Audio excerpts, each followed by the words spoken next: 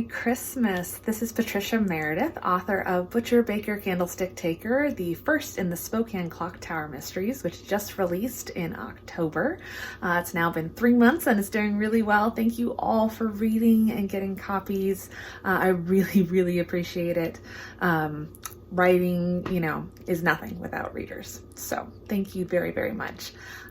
I'm also wearing my Christmas Fiction Off the Beaten Path anthology earrings for you today.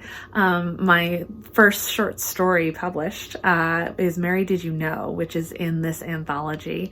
And it's a great Christmas gift, and you can get both books from me through my website. Having a deal right now. Buy both for $25 total, $24.99, and that includes shipping. So great way to get both for Christmas presents this year.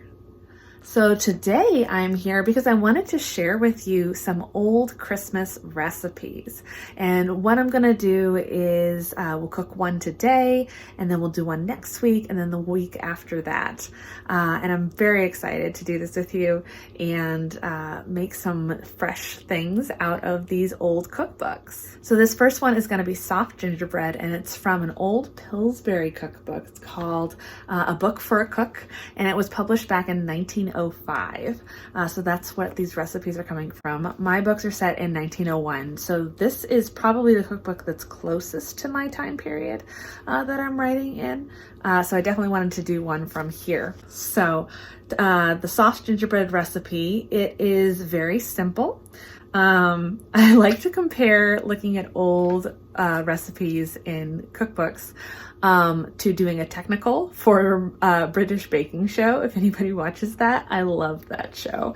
And the technical is where they have to do a recipe that usually some of the directions have been pulled out, usually the very basic things that you're like, okay, if you bake a lot, you should know this.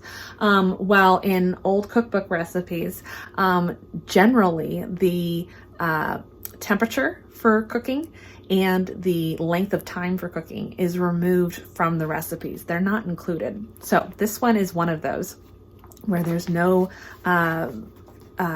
level for the oven. This one doesn't even say moderate oven. Usually it'll say moderate or high oven, but this one does not. So I'm going to set mine at 350. That's just a good average heat for cooking. And it doesn't say how long to bake it. So I'll probably start at 10 minutes and we'll see how it goes from there. Also, one of the things that I noticed about this particular recipe is it mentions gem pans. And that's something that I had to look up when I was first looking at these old recipes. A gem pan turns out to be a pan that was like a mini muffin tin, or an Abel skeever pan, or a Pofferage pan. So a gem pan was cast iron, and it would go straight in the oven. And it was a way of baking these little teeny, little cupcakes. It's basically pre-cupcake. Before the cupcake, there was gem pans. For me, I thought, well, I don't have a cast iron version of any of those, but I do have little mini pans that will cook like eggs in. So we're going to use those and see how that works out, and we'll see if how they cook. So one of the other things for this recipe is it calls for sour milk.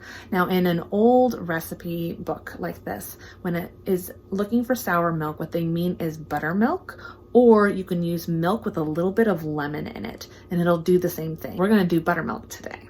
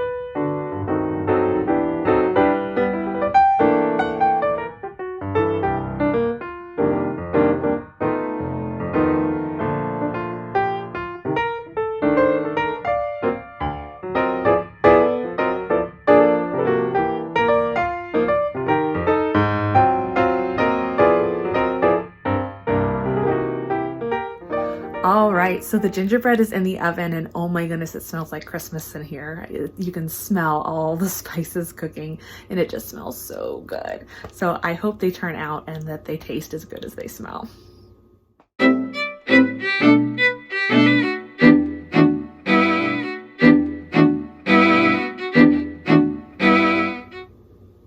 All right, time to try the gingerbread. So this is how it turned out. Very crumbly, nice little cake. It's perfect size, right? I mean, it's not too big. You could probably add some icing to them, but I thought I would just try them, you know, the way they're baked, and we'll see how they taste. So here we go.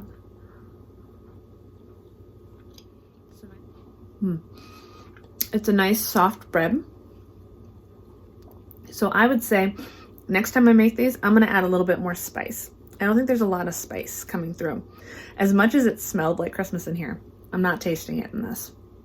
It needs a little bit more spice and maybe some salt. I'm trying to remember from the recipe. I don't think it had salt in it. So that would bring out the flavor in it a little bit more. Maybe a little bit of pepper. I like to add black pepper to my gingerbread cookies. So that might help too. But otherwise, it's a very soft, very delicate, delicious bread. Very good, especially if you don't like overpowering flavors. I would definitely recommend this. So turned out really, really good. So thank you for joining me today. If you decide to try this recipe on your own, please tag me. I am at pmeredithauthor on all social media sites, or mention it in the comments below of the video. And I would love to hear how it turns out for you. If you try adding extra spice, if you try doing something a little bit different, and I would love to hear how it turns out for you. Thank you so much for joining me. I hope you have a wonderful, Merry Christmas.